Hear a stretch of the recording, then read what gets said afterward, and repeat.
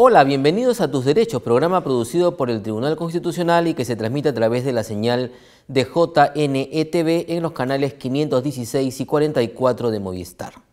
Recientemente el Tribunal Constitucional ha conmemorado el 22 aniversario de su instalación y para conversar sobre ello y sobre la marcha del máximo órgano intérprete de la Constitución nos acompaña el presidente del Tribunal Constitucional, el magistrado Ernesto Blume Fortini, a quien agradecemos por estar una vez más presente en nuestro programa. ¿Cómo le va? Bueno, en primer lugar, de mi parte un agradecimiento muy especial por esta invitación y lo segundo, en razón de la circunstancia que usted refiere. Efectivamente, el Tribunal Constitucional del Perú ha cumplido 22 años de funcionamiento desde que empezó el año 1996. Pero en realidad el tema del control de la constitucionalidad y la defensa de los derechos fundamentales viene muy de atrás. No nos olvidemos que antes de la existencia del tribunal, en la Constitución de 1979, se creó el Tribunal de Garantías Constitucionales. Y este tribunal se creó recogiendo una serie de iniciativas e ideas que venían ya desarrollándose a nivel de la doctrina, no solamente extranjera, sino también peruana. El primero que hace referencia a la necesidad de contar con un tribunal de esta naturaleza en el Perú es el constitucionalista don Raúl Ferrero Rebagliati. Y luego también lo menciona don José León Barandiarán, ambos en la década del 60 del siglo pasado, y en los años 70 insiste en sus reflexiones y trata específicamente el tema don Domingo García Belaúnde. Y luego ya va avanzando el tiempo y llega un momento en que, con motivo de la aprobación de la nueva Constitución y a la luz de lo acontecido en el país, de la experiencia vivida, que demostraba un país que se proclamaba una república independiente y soberana, pero en la práctica había vivido haciendo y deshaciendo constituciones, como diría don Manuel Vicente Villarán, el gran jurista del siglo XX, y lo diría a principios del siglo XX, y además había vivido entre democracia y dictadura, en donde la experiencia demostraba que el mandato popular se rompía con mucha facilidad en este país e irrumpían gobiernos dictatoriales y por lo tanto los derechos de las personas, los derechos fundamentales, los derechos humanos eran dejados de lado y además la Constitución también era dejada de lado.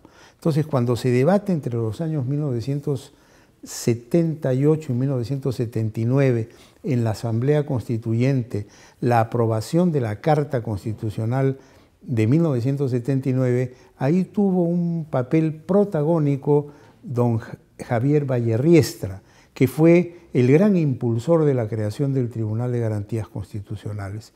Y luego este tribunal tuvo una vida un poco azarosa, digamos, por una serie de razones que no es el caso mencionar ahora, entre ellas la composición del tribunal, la dificultad para conformar un criterio concordado, y funcionó, pero digamos no al 100%, y luego después del golpe de Estado del año 1992 en que se desactivó el Tribunal de Garantías Constitucionales, entre otras entidades, ya con motivo de la Constitución de 1993, revive la idea de mantener este órgano, pero bajo la denominación de Tribunal Constitucional. Y es a partir del 93 que ya empieza la etapa del actual tribunal, pero que entra recién en actividad el año 1996. O sea, tenemos 22 años de existencia, 22 años en que estamos empeñados en construir un Estado constitucional. Y es muy importante esto de construir un Estado constitucional, porque un Estado constitucional es un Estado de defensa de la persona humana, de todos nosotros, no de algunos solamente. Y es un Estado de respeto y de soberanía de la Constitución.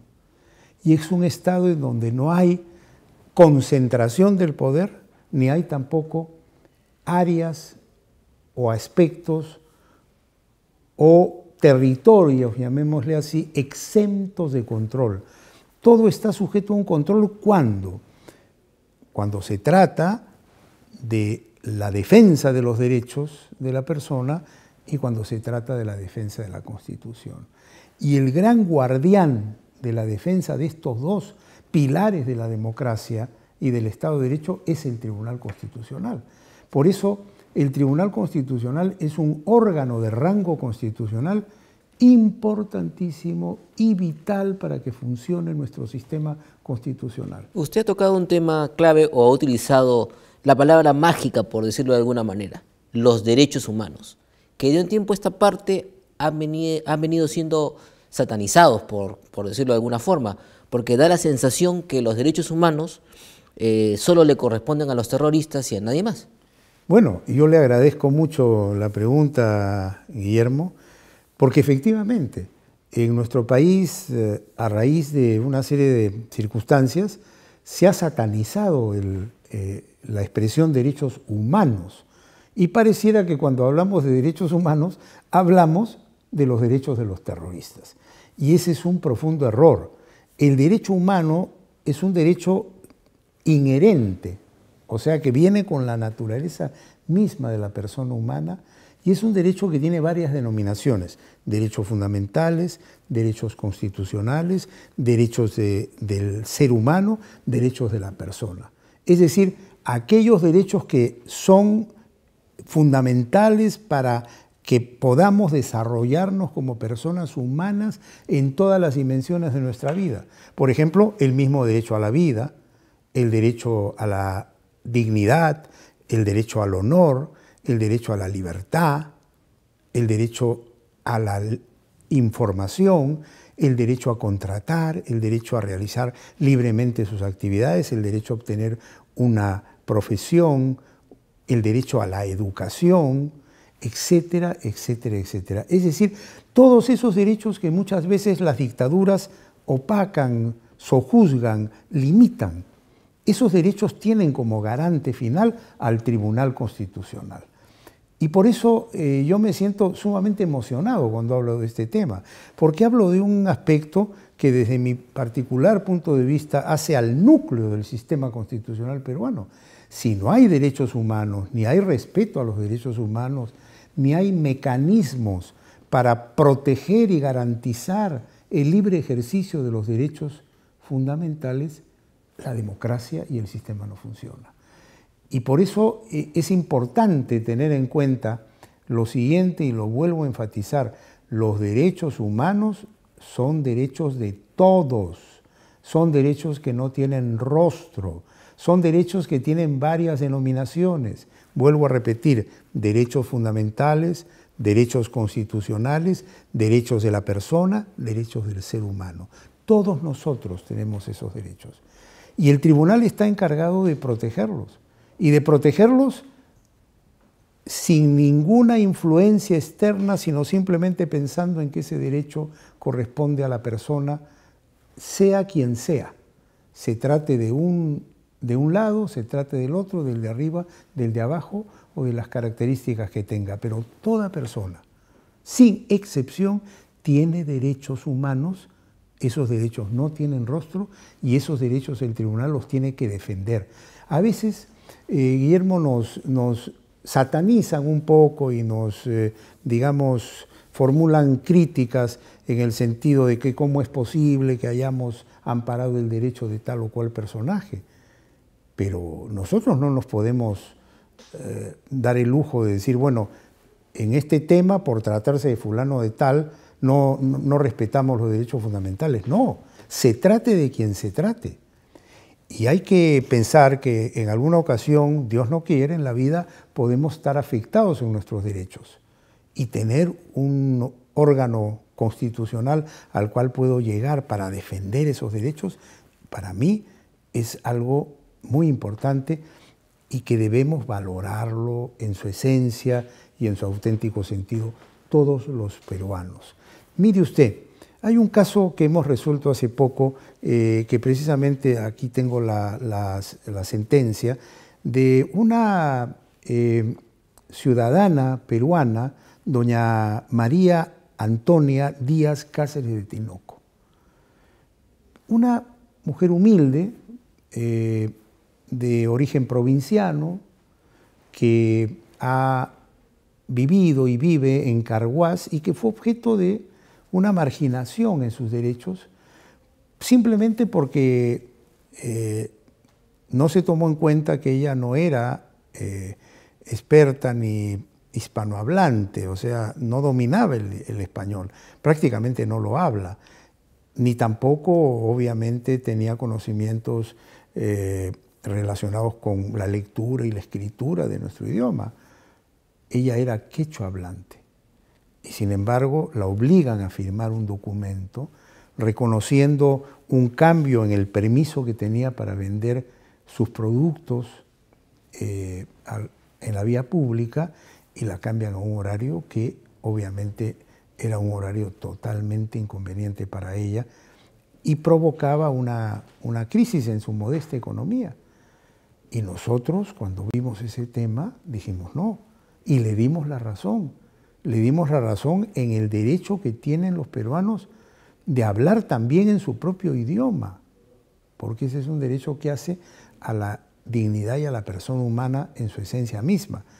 Y hemos resuelto en este caso que debe ser corregida la situación generada y debe el municipio de Carhuaz tener mecanismos, dado que en Carhuaz hay una gran mayoría de quechua hablantes, para respetar también ese idioma, que de acuerdo a la Constitución, al artículo 48, es también un idioma oficial conjuntamente con el español.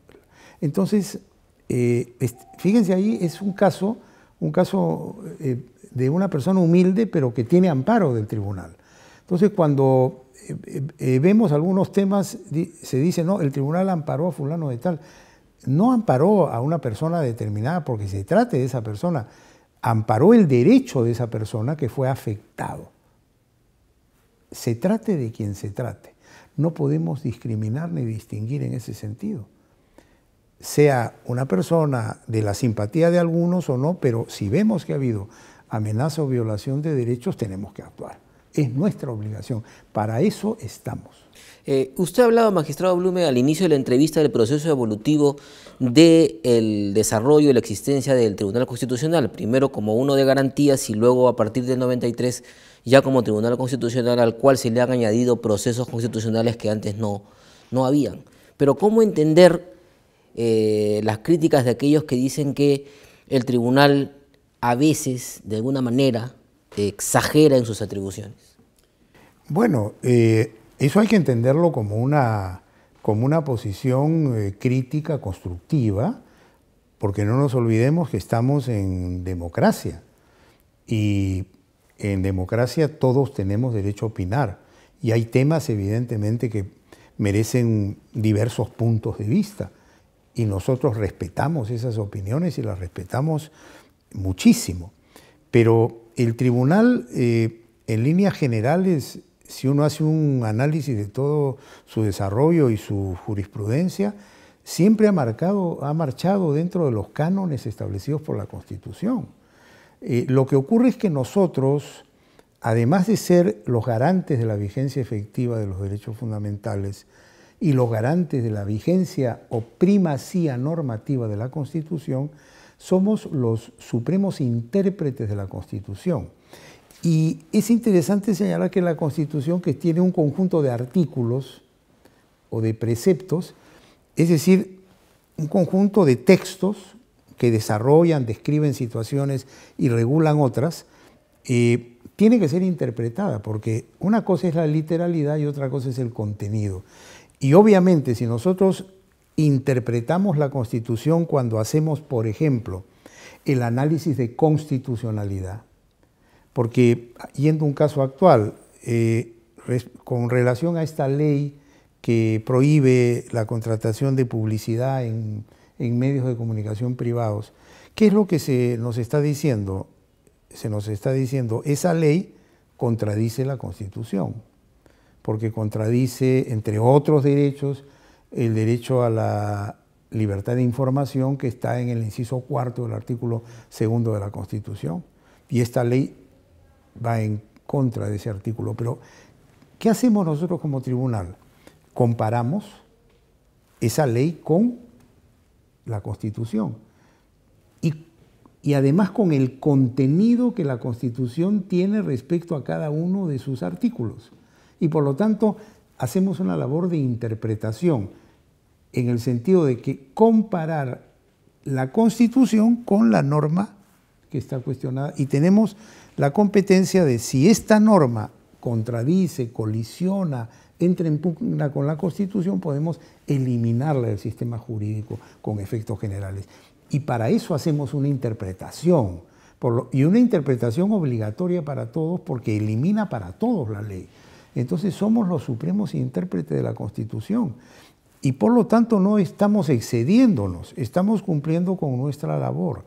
Ahora, en el tema específicamente de los procesos de inconstitucionalidad, el tribunal ha considerado, recogiendo una línea doctrinaria que viene de otros países y que tiene ya varios años, la distinción en lo que podemos denominar disposición y norma. Me explico. Cuando nosotros tomamos un texto de la Constitución, cualquier artículo, vemos que este artículo comprende un conjunto de palabras, oraciones, sílabas que dicen algo.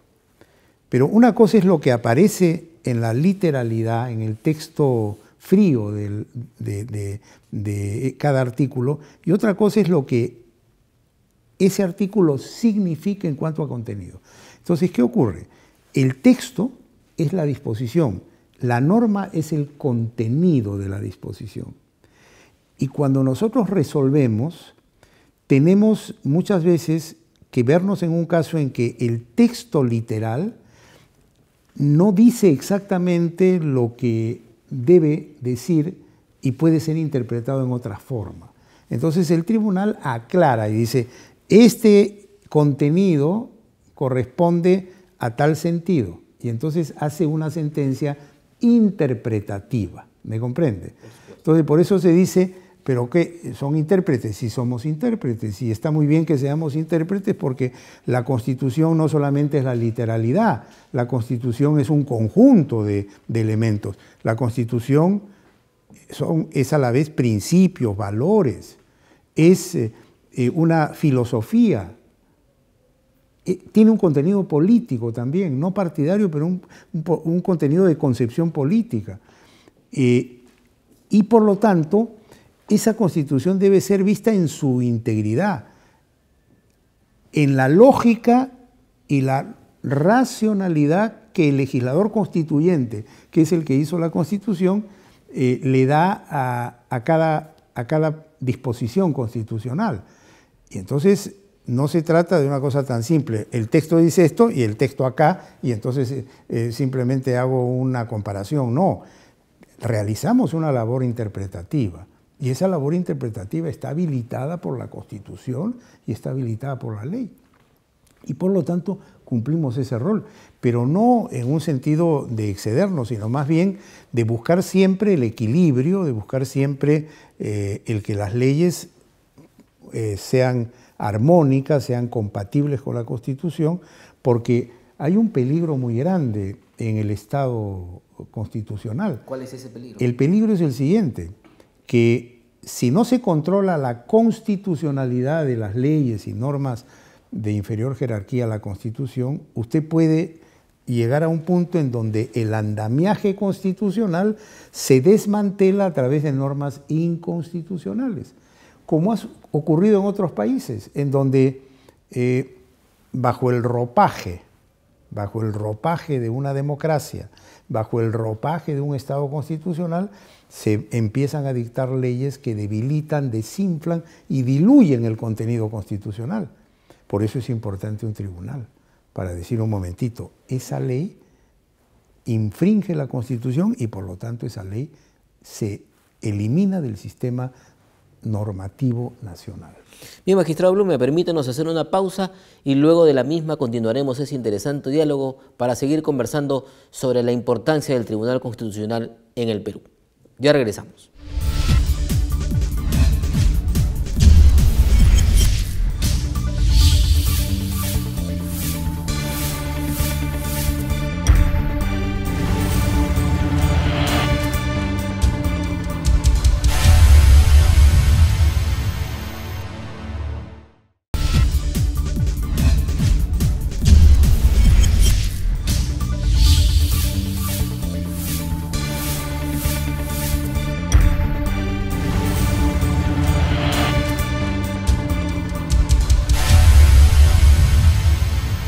Gracias por estar en sintonía de Tus Derechos. Continuamos ese interesante diálogo con el magistrado Ernesto Blume Fortini, presidente del Tribunal Constitucional. Magistrado Blume, en su discurso por el 22º aniversario del Tribunal Constitucional, usted remarcó un tema que consideramos trascendental, que es el respeto a la institucionalidad en el Perú y de las instituciones que forman parte del Estado, porque eso resulta realmente clave. ¿A qué se debió fundamentalmente ese llamado, esa invocación, esa reflexión hecha? Bueno, a que se observa en nuestro país que en realidad en muchos casos no se valora lo que son las instituciones ni se les respeta. Y en algunos casos se les ataca injustamente y se les vilipendia. Y un país no se construye si no hay un concepto clave, que es el respeto a la institucionalidad. Porque la Constitución diseña una distribución del poder político, entregándole a cada institución una cuota de poder. Y ese poder debe ser ejercido dentro de los cánones, dentro de los patrones constitucionales. Y por lo tanto, la clave del funcionamiento de nuestro sistema constitucional, además de la protección de los derechos humanos y de la protección de la Constitución, es también la protección de las competencias y atribuciones de cada una de las instituciones públicas, para que cada una cumpla a cabalidad su rol, con autonomía, con independencia, con la solvencia necesaria para poder ejercer sus competencias plenamente. Y por lo tanto, en la medida en que tengamos instituciones fuertes, porque cumplen su rol, que sean respetadas por los demás, y por las otras instituciones, estaremos perfeccionando un sistema en donde el poder está distribuido de tal forma que evitamos la concentración de poder y el abuso de poder, que son precisamente los dos cánceres que se dan en las sociedades contemporáneas y antaño también se dieron, que provocan los regímenes autoritarios y totalitarios, a pesar de que muchos de ellos se encubren en un ropaje de democracia. La sensación que hay, magistrado Blume, es que a las instituciones no les gusta que las controlen. Entonces, de repente, a partir de allí es que nacen críticas al órgano que está facultado por la Constitución a controlarlas. Bueno, mire, cada órgano debe cumplir sus competencias. Nosotros, en lo que es el Tribunal Constitucional, tenemos básicamente dos competencias. Por un lado, defender los derechos fundamentales, y ahí controlamos, pues, porque si la persona afectada, por ejemplo, reclama de que el Poder Judicial, al dictar una sentencia, ha violado su derecho a la debida motivación, tenemos que entrar y si vemos que ha habido esa violación, pues anulamos y exigimos que se respete ese derecho. Y eso, pues, obviamente puede no gustar, pero es nuestro rol. Cuando se dicta una ley inconstitucional y nosotros la controlamos y decimos esa ley se anula, obviamente también estamos corrigiendo a otra institución del Estado, pero ese es nuestro rol. Cada uno tiene su rol. Como por ejemplo el Poder Legislativo tiene la competencia de controlar la actuación de los magistrados del Tribunal Constitucional y puede investigarnos y puede eventualmente tomar decisiones respecto a la permanencia o no de un magistrado, porque está dentro de sus competencias.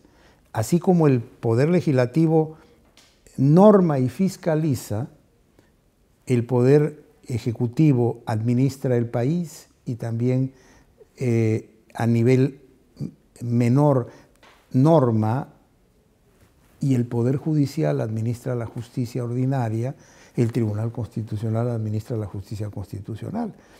Debe haber pues un equilibrio de poderes, evitar que en un lado se concentre demasiado y que en el otro lado se reduzcan competencias. Por eso inclusive existe el proceso competencial, que justamente permite al tribunal, cuando ha habido una invasión de competencias de un ente a otro o una omisión de competencias, pueda regular.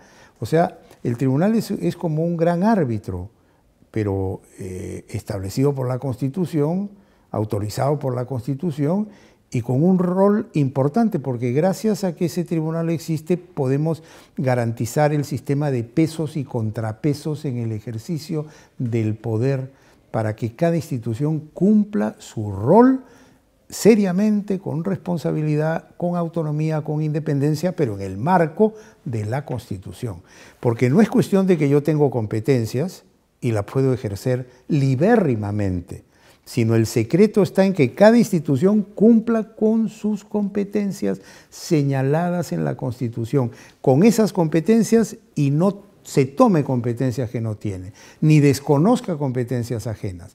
Es decir, todo esto está diseñado en una lógica de distribución del poder para evitar, como repito, exceso de poder y abuso de poder. Usted ha dicho que las críticas son parte de la democracia y eso es 100% verídico. El tribunal tiene ahora los reflectores puestos sobre ustedes porque tiene una serie de casos que están por resolver. Usted se refirió hace poco a el tema referido a la prohibición de la publicidad estatal en los medios privados y en las últimas semanas han aparecido críticas en el sentido de que el tribunal aparentemente habría actuado demasiado rápido y con temas poco usuales para admitirlos a trámite. Bueno, mire, aquí hay que distinguir lo siguiente. En la carga general que tiene el tribunal, en donde hay habeas corpus, amparo, habeas data, proceso de cumplimiento, proceso de inconstitucionalidad, proceso competencial, lo que es procesos de inconstitucionalidad representan un porcentaje muy pequeño del total de la carga, que no llega al 1%. Y por lo tanto son pocos los procesos de inconstitucionalidad que se presentan, pero normalmente estos procesos tienen un interés público comprometido porque tocan asuntos que interesan a toda la sociedad. En algunos casos mayor atención y en otros casos menor. Y por lo tanto el tribunal cuando resuelve va tendiendo de acuerdo a el tipo de proceso. Y en lo que es inconstitucionalidad no hay mucho proceso ni mucho retraso y por lo tanto le da una atención más rápida que otros procesos en donde la carga es mucho mayor. Pero no solamente eso, sino cuando observa que hay asuntos de alto interés público, le da una preferencia, porque comprende que un asunto que está en la atención de toda la colectividad peruana debe merecer una atención prioritaria, que no es resolver un caso, es resolver un tema que tiene que ver con toda la sociedad peruana.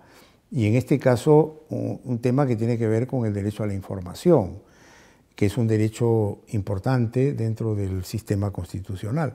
Y por lo tanto, no es exacto que estemos actuando, como se ha dicho, con una marcada celeridad. Estamos haciendo como lo hemos hecho siempre en temas de interés público y en este tema yo creo que el asunto lo merece, dada la importancia y trascendencia. Ahora, nosotros entendemos que cada uno tiene su punto de vista y muchas veces nos critican porque algunos casos no marchan a una velocidad y otros porque marchan a demasiada velocidad. La crítica es importante, la crítica es constructiva y en lo particular yo la tomo en el mejor de los sentidos, ¿no? Pero lo importante es que tratemos de cumplir nuestra función. Yo estoy abocado ahora también al tema de la descarga en los otros procesos y estamos avanzando, pero hay que tener en cuenta en esto de la carga que nosotros hemos heredado del anterior Tribunal de Garantías Constitucionales una carga. O sea, este tribunal cuando empieza el año 96 empieza con una carga pasiva que venía del anterior tribunal.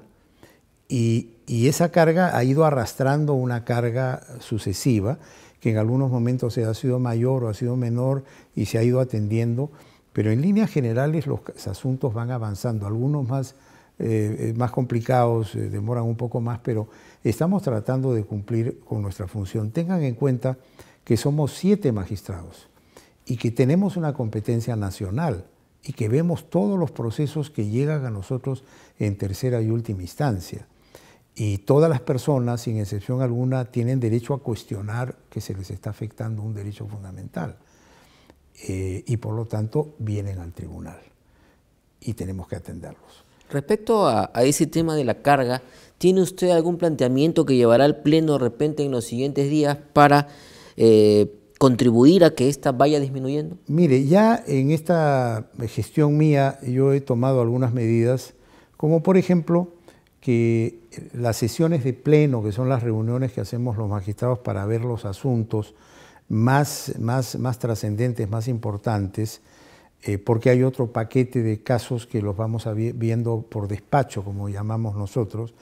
Yo he establecido que las sesiones de pleno jurisdiccional, que es donde se resuelven los expedientes, sean una vez a la semana, y los plenos administrativos, que antes eran conjuntamente con los plenos jurisdiccionales, se vean solamente una vez al mes, de tal forma que tengamos plenos jurisdiccionales, unos 3 o 4, y un pleno administrativo.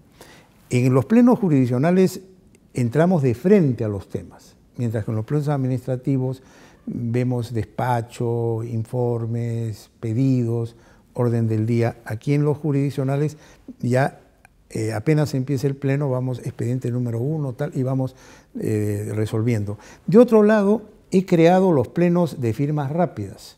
¿Qué significa eso? ¿Qué son las...? Significa lo siguiente, que hay expedientes que no tienen tanta complejidad, entonces son coordinados a nivel de despacho por nuestros asesores y por nosotros mismos, y esos expedientes se llevan a estos plenos de firma rápida para que ahí los magistrados que ya han revisado esos expedientes o cuyos asesores han revisado esos expedientes, simplemente procedan a firmar las resoluciones.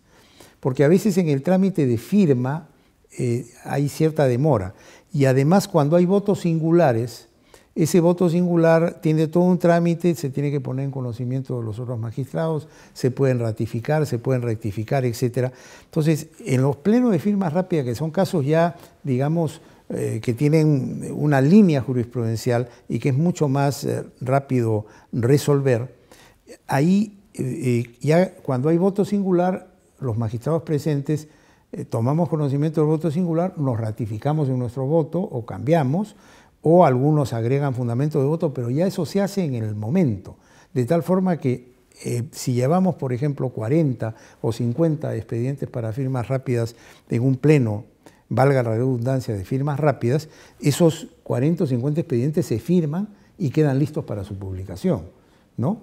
Y ahora estoy también implementando unos plenos especiales de firmas rápidas, pero de expedientes complejos, que tienen tiempo y que no han podido salir por alguna razón. Entonces ya les he pedido a los magistrados, por ejemplo, que el 12 de este mes tengamos ya los expedientes, un paquete de expedientes por despacho que sean expedientes de digamos, cierta complejidad para, con el compromiso de todos, tener una posición ese día y poder también sacarlos rápidamente.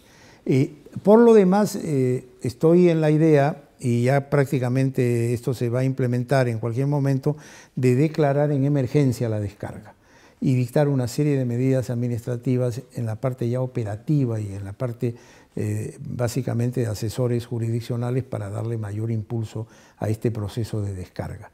Mi anhelo es que al irnos, que va a ser ya en junio del año 2019, tengamos pues una carga significativamente menor. Bien, muchísimas gracias, magistrado Blume, por ese interesante diálogo sobre la importancia del Tribunal Constitucional. Muchísimas gracias por su... Gracias a usted por la invitación, muy amable. Y hasta una próxima edición en Tus Derechos.